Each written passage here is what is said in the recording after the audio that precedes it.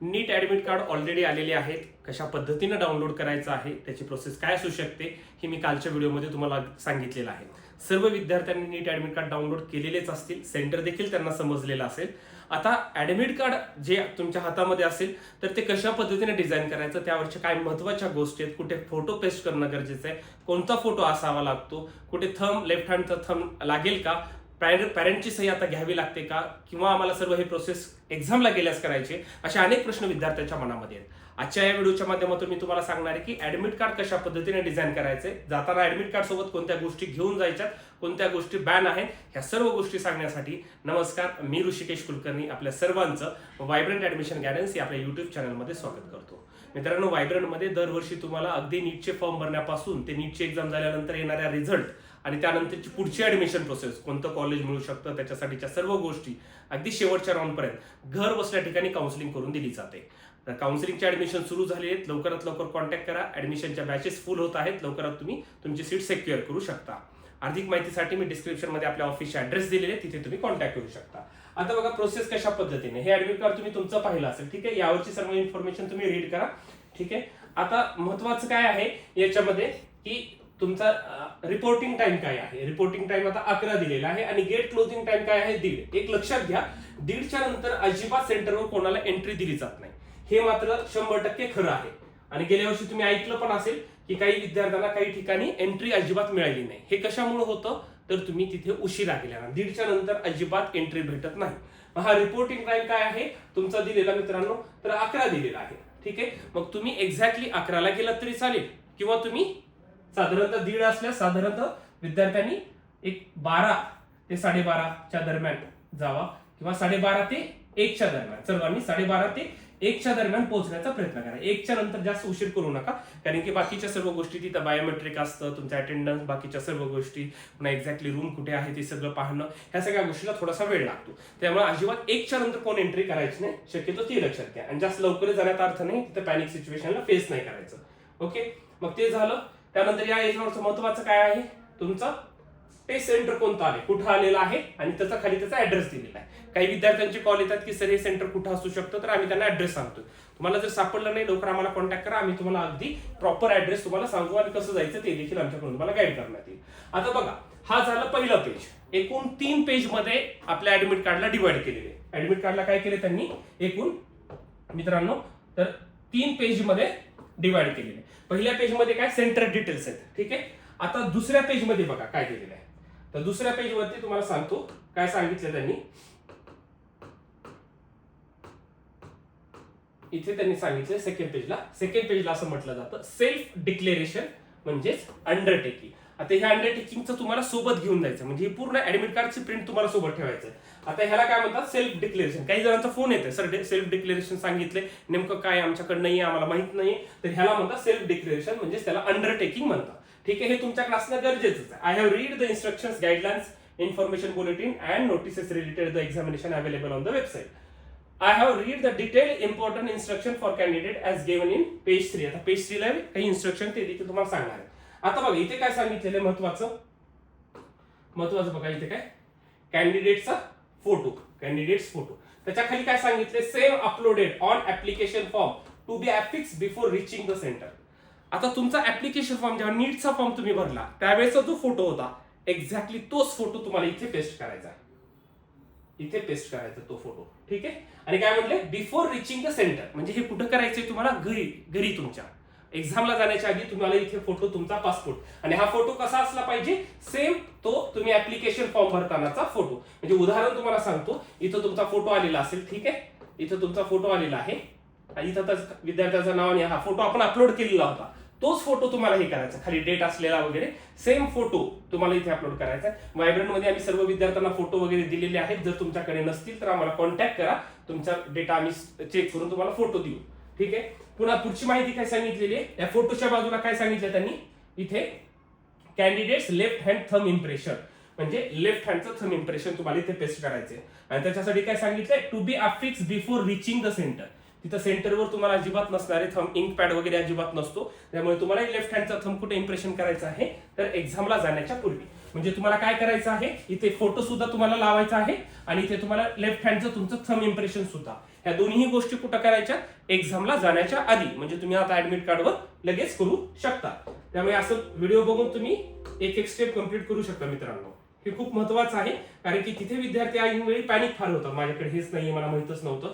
आणि पुढे काय सांगितलं बघा, कॅन्डिडेट सिग्नेचर. इथं विद्यार्थ्याची साईन आहे, पण महत्वाचं काय सांगितलं त्यांनी, to be sign on the day of examination in the presence of invigilator only. हे कुठं करायचंय, इन्व्हिजिलेटरच्या समोर, in the presence of invigilator only. म्हणजे तुम्हाला इथं सही करायची का, तर अजिबात नाही. विद्यार्थ्यांना सही इथे केव्हा करायची आहे, एक्झाम डेला इन्व्हिजिलेटरच्या समोर करायची. फक्त तुम्हाला इथं फोटो लावायचा, इथं तुम्हाला तुमचा थंबचं इम्प्रेशन करायचंय, आणि या बॉक्समध्ये, शेवटच्या बॉक्समध्ये काहीच करायचं नाही. ही प्रोसेस तुम्हाला करायची एक्झामला गेल्यानंतर. ओके, यालाच म्हणतात फक्त सेल्फ डिक्लेरेशन फॉर्म. ह्या एवढ्याच गोष्टी याच्यामध्ये मेन्शन केलेल्या आहेत. त्यामुळे ह्या 3 गोष्टी, इथे फोटो लावा, इथे लेफ्ट हँडचं थंब, ह्याला सोडून द्या, हे आपल्याला नंतर करायचं. ठीक आहे, बघा, the above undertaking has to be filled up in advance before reaching the centre. ह्या गोष्टी तुम्हाला सेंटरला जाण्याच्या आधी करायचं, except the candidate signature. Signature मात्र तुम्हाला अजिबात करा, इथं गेलं तर तुमचं ते कन्सिडर होणार नाही, तुम्हाला त्यांच्यासमोर तिथंच करायची आहे. ठीक आहे, आता हे झालं याचा पहिलं पेज. पहिल्या पेजवर काय होतं, सेंटरचे डिटेल्स होते आणि डिक्लेरेशन फॉर्म होता. ठीक आहे, आता पेज नंबर 2, पहिलं पेज नंबर आणि दुसरं पेज आपल्याला कंपल्सरी घेऊन जायचं आहे. आता पेज नंबर 2 मध्ये काय सांगितलंय बघा, हा आहे पेज नंबर 2 एवढा. ठीक आहे, आता ह्या पेज नंबर 2 वर काय आहे, खाली तुमचा एक्झामिनेशन केव्हा आहे, त्याचा रोल नंबर, विद्यार्थ्याचं नाव आणि काही इथे इन्स्ट्रक्शन्स दिलेले आहेत आणि एक्झामचा टाइम आहे. परंतु पेज नंबर 2 वर महत्वाचं काय सांगितलेलं, इथं एक जागा दिली त्यांनी मोठी. कशासाठी आहे ती जागा, बघा इथे सांगितलेलं आहे, please paste a postcard size photo, म्हणजे 4x6 चा photo, colour photograph here before reaching the centre. एक्झामला जाण्याच्या आधी the candidate and the invigilator are to sign across the photograph as indicated in the instruction below.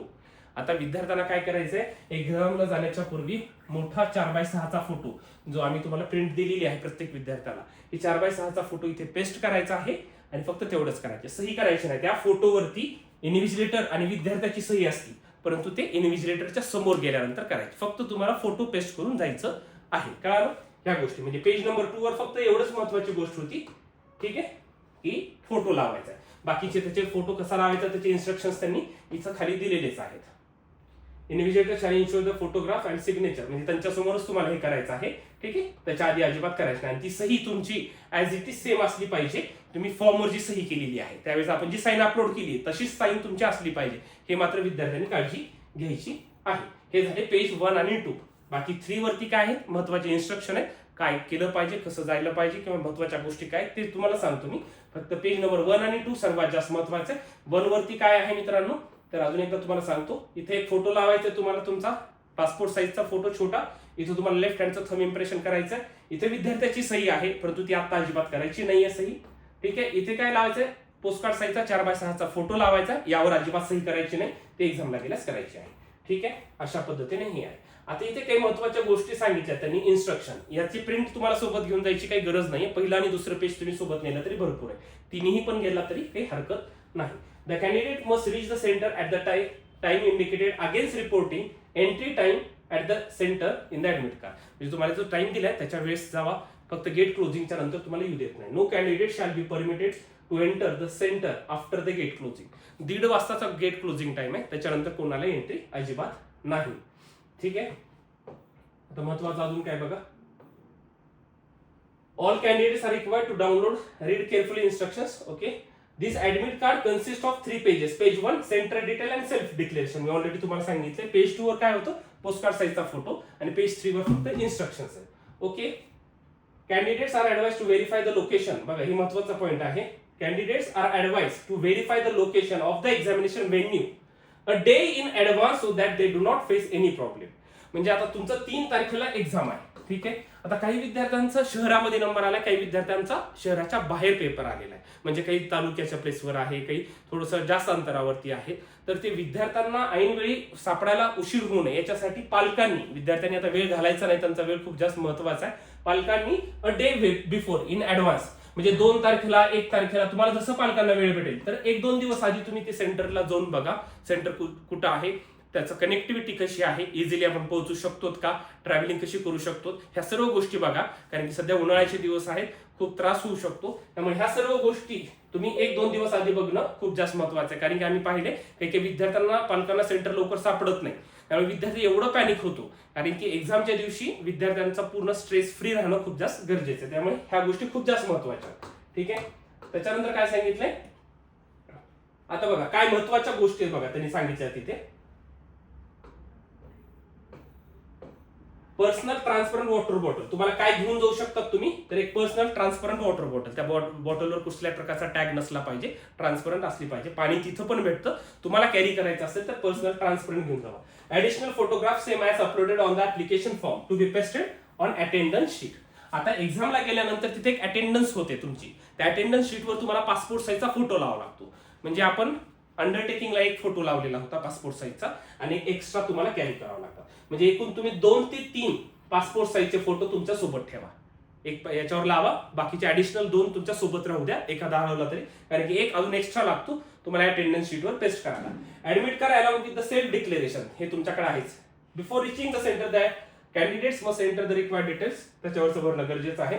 जर handicap विद्यार्थी असेल तर त्यांनी त्याचे सर्टिफिकेट आणि स्क्राईब जर त्याला पाहिजे असतील तर त्या स्क्राईबचे डिटेल्स आता आलेले असतील तर ते सुद्धा त्यांनी हे घेऊन जाणं गरजेचं आहे. ठीक आहे. आता बाकीचं अजून काय सांगितलंय बघा. Candidates are not allowed to carry any personal belongings including electronic devices, mobile phones and other banned items. म्हणजे अशा कुठल्याही गोष्टी तुम्हाला सेंटरच्या आत घेऊन जाता येत नाही. जरी तुम्ही गेलात तर तुम्हाला बाहेर तुम्ही कुठेतरी ठेवावा लागतो आणि त्याची जिम्मेदारी हे त्या सेंटरची अजिबात नसते. त्याच्यामुळे अजिबात अशा कुठल्याही गोष्टी कॅरी करायच्या नाही. प्लेन विद्यार्थ्यांनी जायचंय. काही सोबत तशा गोष्टी घेऊन जायच्या नाही. अजून एक महत्वाचं आहे, blank paper sheets for rough work will not be provided in the examination hall. त्यांच्याकडून ब्लँक शीट किंवा तुम्हाला काही हे करण्यासाठी रफ वर्क करण्यासाठी एक्स्ट्रा पेजेस सेंटरकडून दिले जात नाही. ऑलरेडी त्या क्वेश्चन पेपरवर जो रफ वर्क साठी स्पेस दिलेला असतो तोच तुम्हाला युटिलाइज करावा लागेल. ठीक आहे. बाकी जास्त काही असं सांगितलं नाही. बाकीच्या कॉमनच गोष्टी आहेत. ठीक आहे. पुन्हा नंतर तुम्हाला हे झाल्यानंतर ऍडवाइस टू अपडेट. ठीक आहे. म्हणजे बस एवढ्याच गोष्टी महत्वाच्या आहेत या ऍडमिट कार्डच्या रिलेटेड. अशा पद्धतीने तुम्ही तुमचा ऍडमिट कार्ड तयार करा. मला महत्वाच्या गोष्टी काय लागणार आहेत तर याच्यावरचा पासपोर्ट साईजचा फोटो एक पेस्ट करायचा आहे आणि सोबत घेऊन जायला सोबत तुम्ही कॅरी करू शकतात. एक्स्ट्रा 2 ते 3 फोटो कॅरी करा. एक फोटो तुम्हाला अटेंडन्स शीटवर लावायला लागणार आहे. ठीक आहे. एक पोस्ट कार्ड साईजचा फोटो इथेच लावून जायचा आहे. लेफ्ट हँड थंब इम्प्रेशन तुम्हाला इथेच करायचा आहे. फक्त सिग्नेचर हा जो पार्ट आहे तो तुम्हाला विद्यार्थ्यांना आत्ताच कुठे करायचा नाही, तो इन्व्हिजिलेटरच्या समोर करायचा आहे. अशा पद्धतीने पेज नंबर 1 आणि 2 हे दोन्ही तुम्हाला कॅरी करावं लागतील. किंवा इन्स्ट्रक्शन्स हे सगळं केला तर तिन्हीच्या तिन्ही पेज तुम्ही कॅरी करू शकता ऍज अ ऍडमिट कार्ड. ह्या सर्व गोष्टी सोबत घेऊन जावा. वेळेवर सेंटरला जावा. आता ड्रेस कोड काय असला पाहिजे किंवा कुठल्या गोष्टी कॅरी करता येतात, कुठल्या गोष्टी कॅरी नाही करता येत, आयडी प्रूफ कशा पद्धतीने असल्या पाहिजेत ह्या गोष्टी सांगण्यासाठी मी उद्या तुमच्या समोर येणार आहे. ड्रेस कोड आणि बाकीच्या गोष्टी सर्व तुम्हाला डिटेलमध्ये सांगणार आहे. आज महत्वाचं होतं ऍडमिट कार्ड कशा पद्धतीने डिझाईन करायचंय. असेच महत्त्वाचे व्हिडिओज पाहण्यासाठी सर्व विद्यार्थ्यांना विनंती की त्यांनी व्हायब्रंट ऍडमिशन गायडन्स या आपल्या युट्यूब चॅनलला सबस्क्राईब करायला अजिबात विसरायचं नाही. Thank you so much.